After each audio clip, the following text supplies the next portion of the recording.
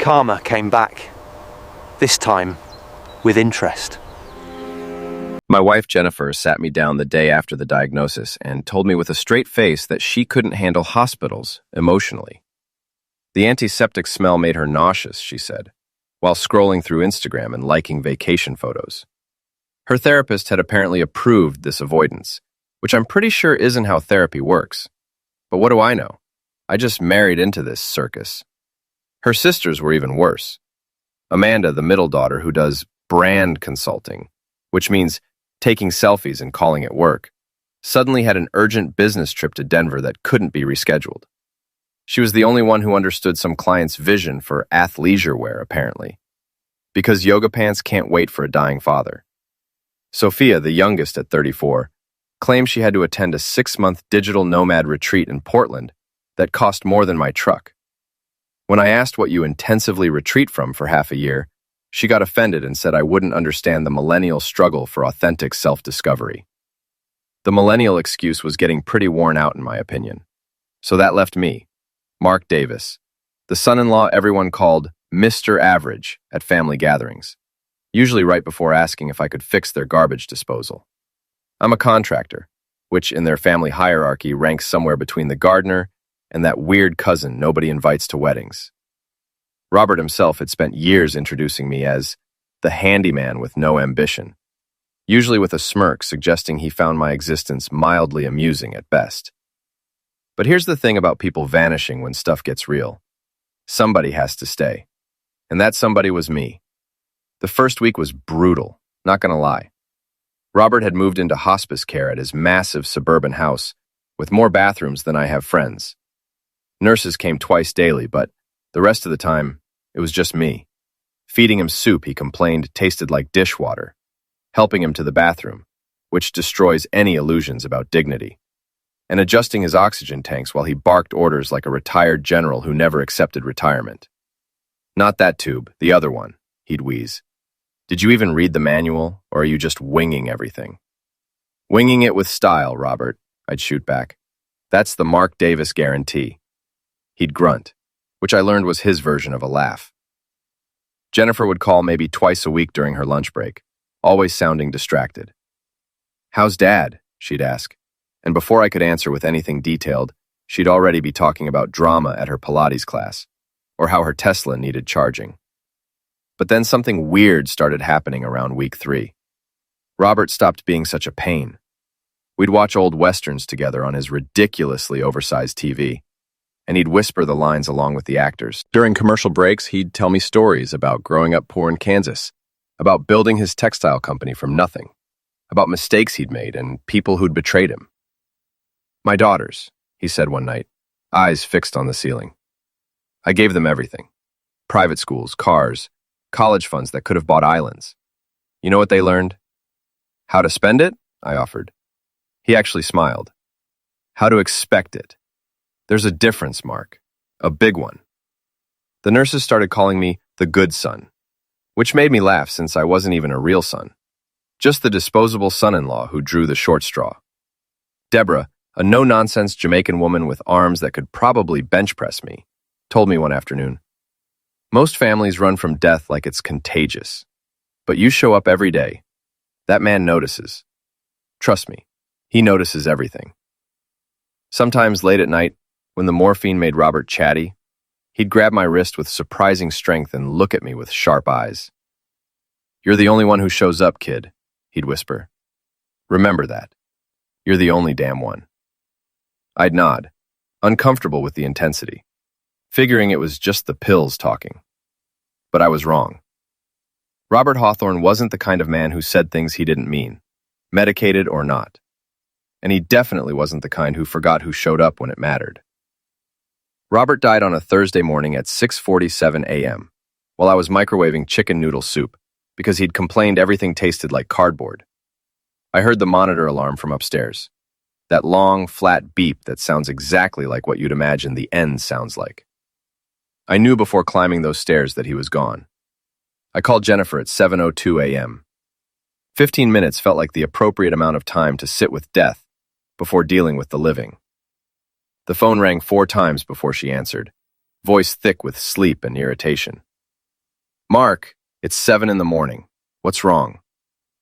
Your dad passed away about 20 minutes ago. Peacefully, in his sleep. Crimson. There was a pause. Not the kind where someone processes grief or shock. More like the pause when you're calculating something. Then she said, "Oh, okay. I'll call Amanda and Sophia. This means the company's ours now." Not, "Oh my God." Not, "I'll be right there."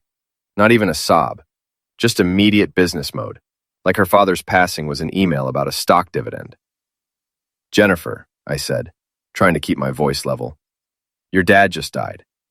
Maybe we could have 5 minutes of being human before discussing corporate structure?" "Don't be dramatic, Mark," she snapped, suddenly wide awake. "This is how adult business families handle things. Dad would have wanted us to be smart about this." She arrived 2 hours later in a black Chanel suit that looked suspiciously new. Makeup perfect. Hair blown out like she was attending a premiere. Amanda and Sophia showed up within the hour, both wearing designer sunglasses indoors like celebrities dodging paparazzi, instead of daughters who'd ignored their father for 6 months. They hugged in the foyer in this weird, rehearsed group hug, and I swear I heard Amanda whisper, "We're finally free." The funeral planning was something else. Jennifer took charge immediately, booking the most expensive funeral home in the county. "We needed to reflect Dad's status," she announced. "He was a pillar of the business community." Relinquid Amenta debated flower arrangements like she was competing on a reality show. "White roses are so predictable. What about orchids? More sophisticated. More Dad." Sophia looked up from her phone. "Can we do a digital memorial wall where people can post photos? Like, interactive? I could live stream parts of it." I stared at her. "You want to live stream your father's funeral?" "It's called being inclusive, Mark," she shot back. "His legacy reaches more people this way." Jennifer gave the eulogy, walking to the podium in heels so high they violated physics laws. "My father was a complicated man," she began. I almost laughed. Complicated man is code for, "We barely spoke, but I need to sound deep right now." She continued with practiced emotion about hard work, family values, and perseverance. 3 things she'd actively ignored her entire adult life. Amanda dabbed at dry eyes with tissue. Sophia was absolutely filming this on her phone. Someone's Instagram stories were about to get very morbid. I stood near Robert's coffin, remembering our last real conversation 3 days before he died. He'd grabbed my hand and said, "They're going to act like they loved me. They're going to cry pretty tears and say pretty words. Don't believe a second of it. You're the only one who stayed when staying was hard." I told him not to worry, but he'd shaken his head. "I'm not worried, kid. I'm prepared." Big difference. Standing there watching his daughters work the room like a networking event, I felt something heavy settle in my chest. It was anticipation, like waiting for a punchline you know is coming but can't predict. Robert had been stubborn, judgmental, brutally honest, occasionally mean. But he'd never been stupid, and he'd definitely never been careless. Something told me his final move was going to be his masterpiece. 3 days after the burial, we assembled at the law offices of Williams and Associates downtown. The conference room had floor-to-ceiling windows, a table so polished you could see your reflection, and that distinct smell expensive places have. Leather, money, and faint desperation. Jennifer strutted in wearing a black Armani dress that probably cost more than my mortgage, heels clicking with confidence. She'd brought her Louis Vuitton tote, the one she called her power bag. Amanda arrived in head-to-toe Prada, carrying her iPad because she couldn't go 5 minutes without checking her brand metrics. Sophia showed up last in vintage Gucci and oversized sunglasses, immediately setting up her phone on a tripod. "Sophia, you cannot film this," Jennifer hissed. "It's a legal proceeding." "Plunge my truth, Jennifer," Sophia replied, adjusting her ring light. "My followers deserve closure too." "Trespass your followers don't deserve anything," I muttered. "They're strangers who watch you eat salads." David Williams walked in before Sophia could respond. He was about 65 with silver hair and wire-rimmed glasses, carrying a leather folder that looked older than me. "Ladies, gentlemen," he said in that tone lawyers use when pretending everyone's civilized. "Thank you for coming. I know this is difficult." Jennifer literally couldn't help herself. Let's just get to it, David. We're all adults. We know why we're here. William sat down, opened the folder, and pulled out Robert's will. He cleared his throat dramatically and began reading the standard legal jargon. Then he got to the good part, his voice taking on a slow, dramatic cadence.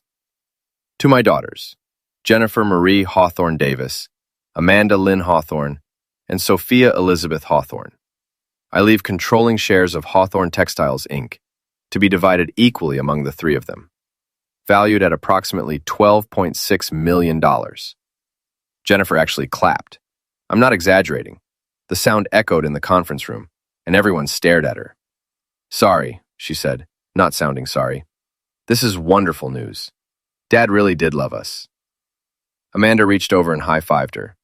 An actual high five at a will reading. I was witnessing the end of decorum, and honestly, I was kind of impressed by the audacity.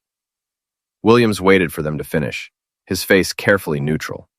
Then he continued, and his eyes flicked toward me. And to my son-in-law, Mark Daniel Davis, I leave the family farmhouse and surrounding property at 247 Maple Ridge Road, including all structures, land, and contents therein. Roofing went dead silent. You could have heard a designer handbag drop. Then Jennifer snorted. You got the dump, Mark. The old falling-apart farmhouse in the middle of nowhere. Should have taken better care of him. Maybe you would have gotten something valuable. Disregania joined in, giggling. Oh my God, that place is a disaster. The roof leaks, the plumbing is ancient, and there are probably raccoons in the attic. Dad used to joke about tearing it down. At least you got something, Sophia added with fake sympathy. It's not $12 million in stock, but you could probably sell it for like 50 grand, maybe 75 if you find someone desperate. Off each other's cruelty like hyenas. Jennifer wiped tears from her eyes, mascara smudging. This is perfect. The handyman gets the handyman special. It's so poetic.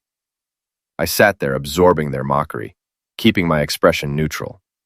I'd learned long ago that the best response to them was to give them nothing. But Williams wasn't laughing. In fact, he was watching me with an expression I couldn't quite read.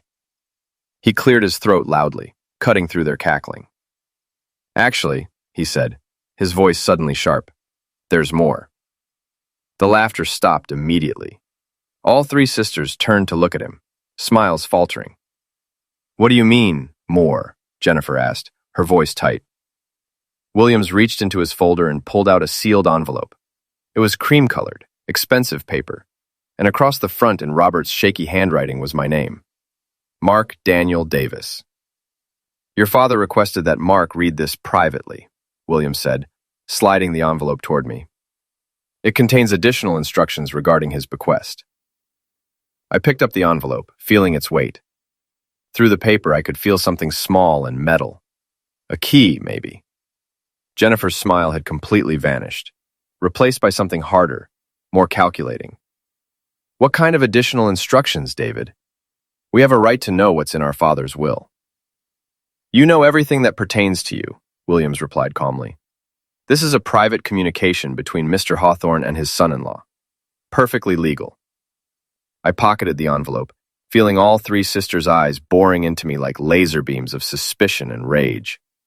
Jennifer leaned toward me, her voice dropping to a threatening whisper. Don't get too excited, Mark. It's probably instructions on how to maintain that piece of crap property. Dad always had a weird sense of humor about worthless things. I looked at her and smiled. Just a small smile, the kind that says, I know something you don't, and it's eliminating you. Yeah, I said quietly. Maybe. She didn't laugh. None of them did.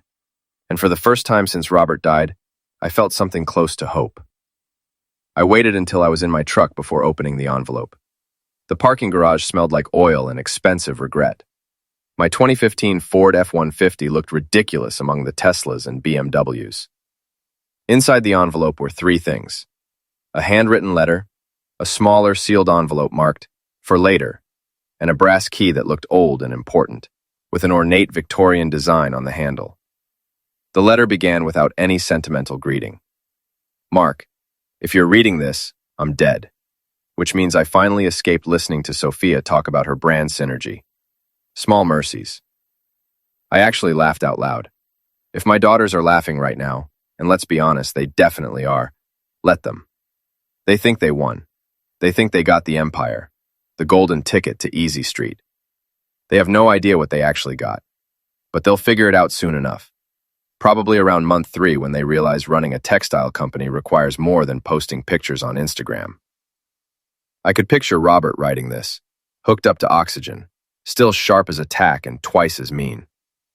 The farmhouse isn't what it seems.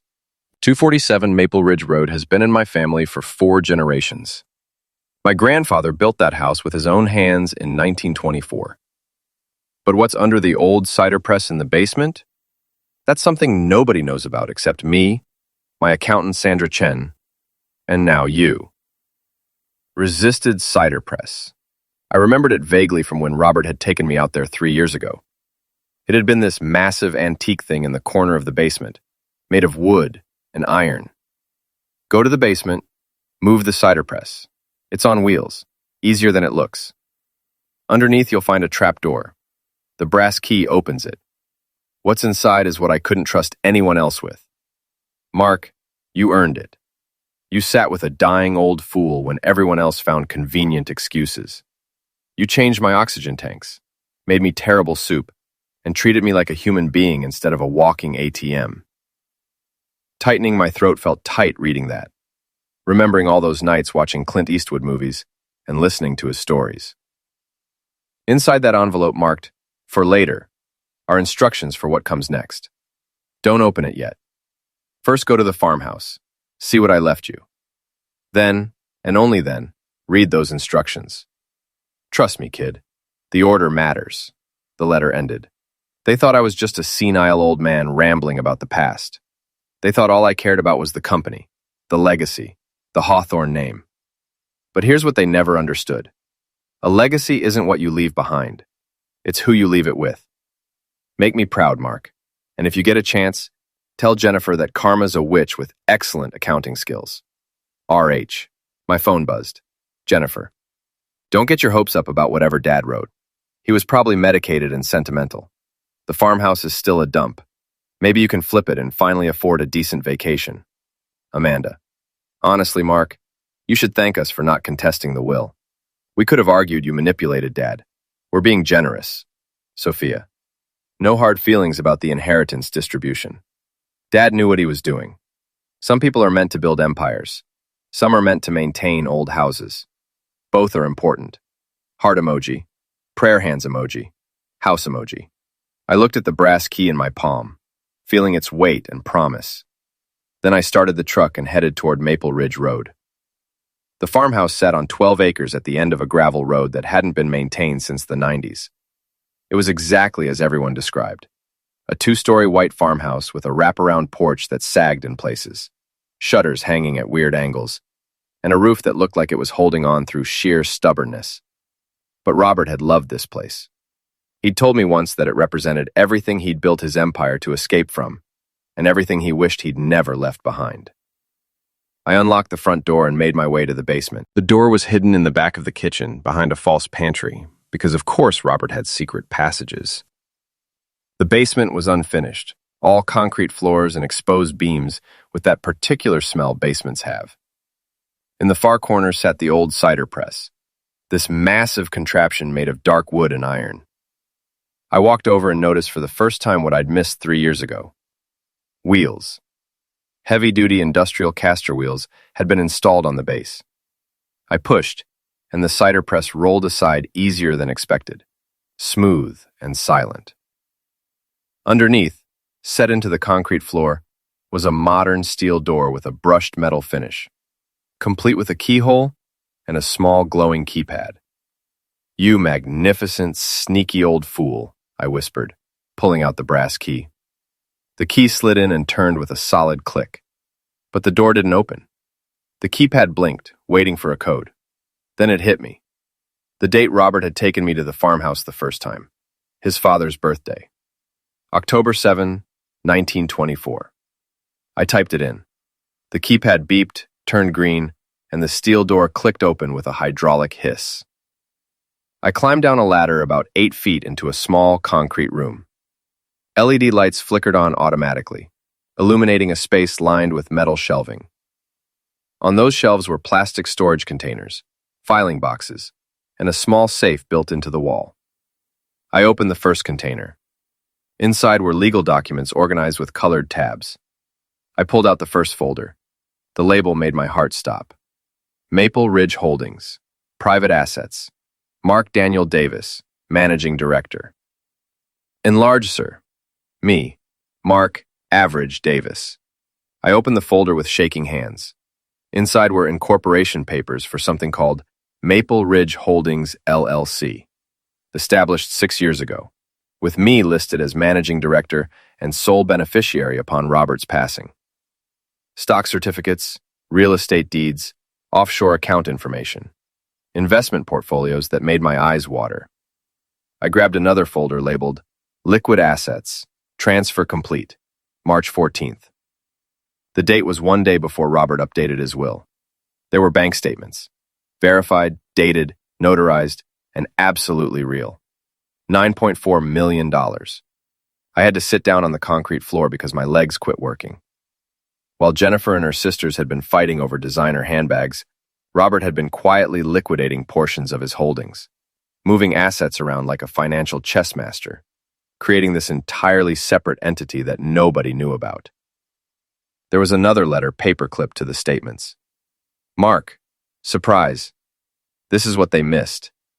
While they were measuring curtains in their inheritance, I spent 6 years moving money, selling off pieces of the company nobody paid attention to, investing in properties and portfolios that actually made sense. Maple Ridge Holdings owns 17 commercial properties, has investments in 4 continents, and controls enough liquid assets to make my daughter's $12 million look like pocket change. The company they got is a shell, kid.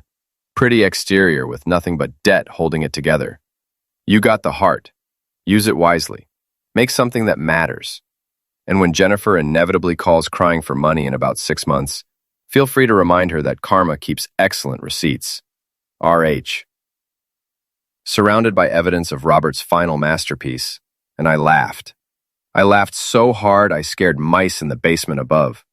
I laughed until tears rolled down my face because Robert Hawthorne had pulled off the most beautiful, vindictive, absolutely perfect con I'd ever seen. He'd given them exactly what they wanted: the company, the prestige, the title. And in doing so, he'd given them nothing but a sinking ship with their names on it. And me, the average handyman with no ambition, I got the empire they didn't even know existed. I called Sandra Chen the next morning because I'd spent the entire night staring at my ceiling doing mental math. Her number had been in one of the folders, written on a business card so old school it might as well have been carved on stone.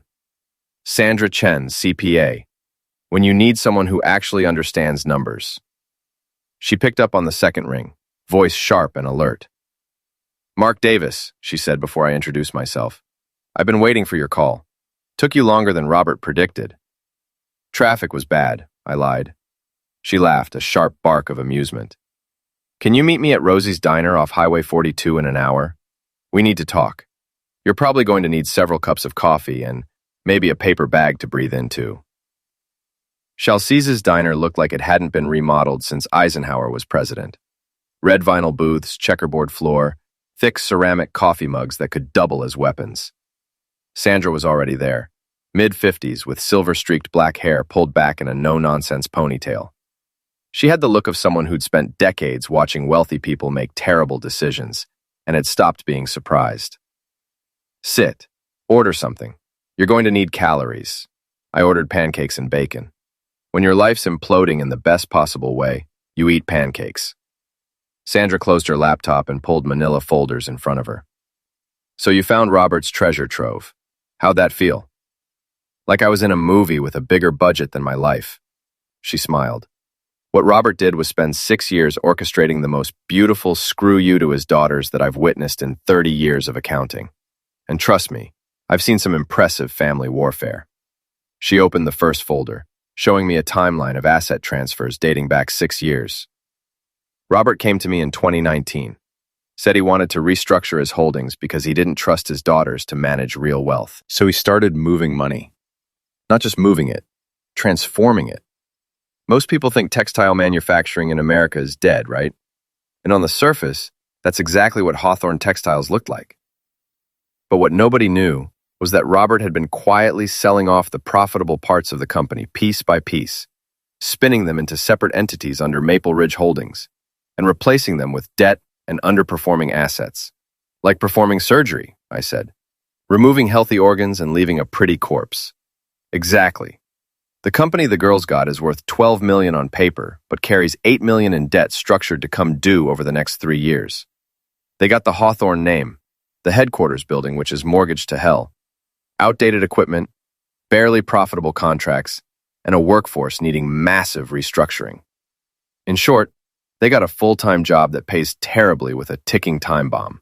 Relinquit, and I got 17 commercial properties generating passive income across 3 states, a minority stake in a Vietnamese textile manufacturer that's thriving, investments in sustainable farming, tech startups focused on fabric innovation, an online custom clothing platform positioned perfectly for the next decade, plus the liquid assets.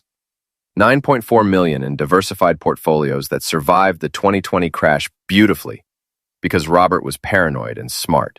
I finally took a bite of pancakes, but they tasted like cardboard because my brain was exploding. Why me? I'm just a contractor. I build decks. I have no business managing millions. Sandra smiled softer. That's exactly why he chose you. You're not blinded by money because you didn't grow up with it. You understand work's value because you've actually done it. And most importantly, you showed up. You sat with a dying man, made him terrible soup, treated him like a person. Robert told me about you, how you'd tell jokes to distract him from pain. Watch those old westerns even though you probably found them boring.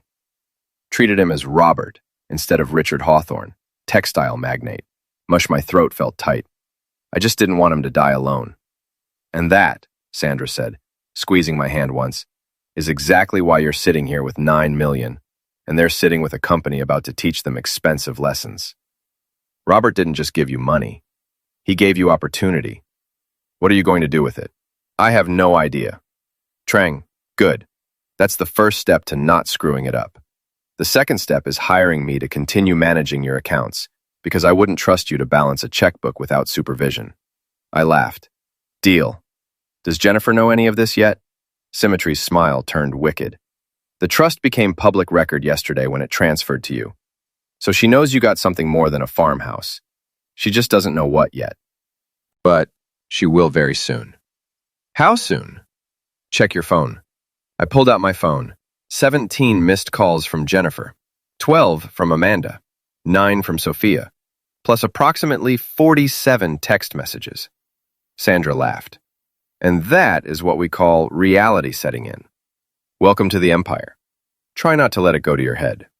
Farmhouse after meeting Sandra, partly to explore with fresh eyes, mostly because I needed somewhere to be when Jennifer inevitably figured things out and came looking for blood. I was on the front porch in an old rocking chair, drinking homemade lemonade, when I heard tires crunching fast on the gravel road. A white Mercedes SUV came flying around the corner, easily doing 50 where the limit was 25. It skidded to a stop, throwing rocks in every direction. The driver's door burst open. Jennifer stepped out. Designer jeans worth more than my mortgage payment, high heels that didn't belong anywhere near gravel, and a face twisted with rage. You stole it, she shouted, marching toward me. You tricked him. You turned him against us. A Nile outside slow sip of lemonade before answering. No, your father gave it to me. Maybe because I changed his oxygen tanks instead of my outfit. Her face went from red to purple. Don't act all noble with me. We spoke to David Williams. He said Dad set up some trust months before he died, while we were grieving. You weren't grieving, I said. You were on a photo shoot for yoga pants. Amanda was finding herself in Portland. Sophia was too busy with Instagram. I was here, actually taking care of a dying man. Trembling, we couldn't handle hospitals, she yelled. They trigger my anxiety. I nodded slowly. Your father died thinking his daughters cared more about handbags than him. Before she could reply, 2 more cars pulled up, a black Audi and a red Tesla. Amanda and Sophia stepped out, looking like they just walked off a magazine cover. "We want to see proof of this so-called trust," Amanda barked, phone in hand. "Our lawyers say we can fight it as undue influence." "Save your money," I said, standing. "Your dad was of sound mind. Sandra Chen will swear to that. David Williams, too. You don't have a case, just bruised egos and expensive legal bills." Sophia lifted her phone, recording. "This is elder misuse," she announced to her camera. "Financial manipulation of a vulnerable senior." "Perfect," I said with a smile. "Be sure to caption it. How to lose $9 million in 9 months by ignoring your dying father. Really sums up your family values." Shimmer mid-recording. "Wait, 9 million? And there it was, the moment I knew would come. I could have been polite, softened the truth, but I didn't feel like it. "Actually, 9.4 million, I said, in cash alone, plus 17 income properties, stakes in several businesses, and international investments. Maple Ridge Holdings. I run it now. Your dad spent 6 years building it while you were busy hashtagging gratitude." The silence that followed was thick. Even the birds stopped. Amanda finally whispered, "That's not possible. The company was worth 12 million. We got that." "Resign sinking ship," I said. "Hawthorne Textiles is buried under 8 million in debt. Your dad moved the real money out years ago. You inherited the name and a pile of problems that'll catch up in about 18 months. Jennifer's knees buckled, and she sank onto the porch steps, dust smudging her designer jeans. "He wouldn't do that. He loved us." "He did," I said softly. "Enough to teach you something you needed to learn. You can't disappear when someone's dying and expect to inherit both their money and their respect." Amanda started dialing, probably her lawyer. Sophia was crying now, mascara streaking down her cheeks. "We deserve our share," Sophia sobbed. "We're his daughters. You're just the guy who married Jennifer. You're nothing." "You're right," I said. "I'm just the guy who married her. The one who showed up. The one who made soup and swapped oxygen tanks and watched old westerns at 2 in the morning because your dad was scared to die alone. I'm not special. I just cared. That was enough for him." Amanda stormed up to me. "This isn't over. We'll fight it." "Then you'll waste money you don't have," I said. "But go ahead. It's your financial funeral." Jennifer stood up slowly. "I want a divorce." "I figured," I said. "You can keep the house and the cars, but you're not touching Robert's money. It's locked in a trust that cuts you out if you divorce me. He planned for everything, even this." She stared at me like she didn't recognize me. "You've changed." "No," I said. "I just stopped pretending your behavior was okay." Turbulence. We're left together, moving a lot slower than they'd arrived. I sat back in the rocking chair, took another drink of lemonade. It was warm now, but it still tasted like victory. The divorce wrapped up fast. Jennifer signed everything without a fight after her lawyers explained, at $500 an hour, that she'd lose more by trying. 2 weeks later, I sat down with Sandra and David Williams to figure out what to do with Maple Ridge Holdings. We'd ordered sandwiches from a local deli, because this was going to be a long one. "So," Sandra began, spreading papers over the table, "what's your plan? You've got solid assets, they're earning money, but they're not really doing much good." I'd been mulling it over for days. "Sustainable farming," I said, surprising myself with how sure I sounded. "And textile restoration done right. Robert once told me his grandfather started the business to make clothes that lasted, pieces people could pass down. Then the market changed and they had to adapt. But adapting meant giving up the whole point." "You want to go back to that idea?" David said. "Quality and sustainability." "Not just that," I replied. "I want to prove you can make money and make a difference. Local textile production using eco-friendly materials. Partnering with small farms doing it right. Creating jobs in towns that need them. Not sending everything overseas." Sandra smiled. "You've got 9 million in cash and 17 properties making income. You can take risks most startups can't. And you care, really care. And that's worth even more." We spent the next 3 hours building a 5-year plan. We'd turn Maple Ridge Holdings into an investment firm focused on green agriculture and ethical textiles. We'd team up with that Vietnamese manufacturer Robert once backed and use their model for U.S. production. We'd buy struggling farms and convert them to sustainable methods. We should fix up the farmhouse, I said. Make it the headquarters. Nothing fancy, just restored the right way. Solar panels, energy efficiency, the whole thing. A working example of what we believe in. David grinned. Perfect headline. Runs company from restored farmhouse. The media will eat it up. 3 days later, a local contractor named Jake Morrison showed up. He walked around the porch, let out a whistle, and said, "This place has good bones, but it's a full rebuild. New roof, wiring, plumbing. You sure you want to sink money into it?" "I'm sure," I said, "but it needs to be done right. Solar panels, energy efficient everything." Jake smiled. "Finally, a client who wants quality over cheap fixes. When do we start?" "Yesterday." It took 3 months to finish. Watching the farmhouse come back to life was like seeing someone wake up after a long sleep. New roof with solar, quiet plumbing, fresh paint, and a porch swing made from reclaimed wood. The town noticed. Willow Creek wasn't big, about 3,000 people. So when someone restores the old Hawthorne farmhouse and starts hiring locals, everyone hears about it. One afternoon, Robert's old neighbor Frank stopped by while I was on the porch swing with my laptop. "Well, look at you," he said. "The farmer CEO. That's what folks at the hardware store are calling you. Mark Davis, the rich guy who didn't turn into an idiot." Like, the farmer CEO. I'll take it. Frank chuckled, settling into a chair. "You know what Jennifer calls you? A manipulative con artist who stole her inheritance." Discharged, watching the sunset. I didn't feel bad. Robert had known exactly how it would go.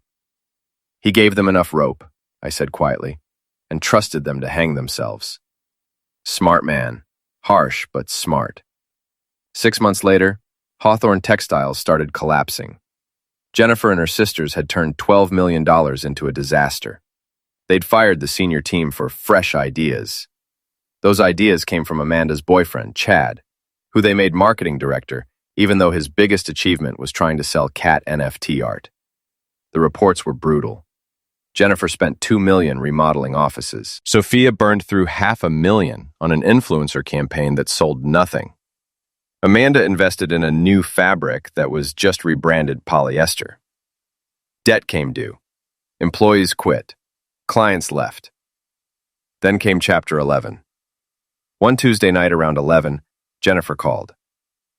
"Mark," she cried, slurring a little, "please help me. We lost everything. We can start over, right?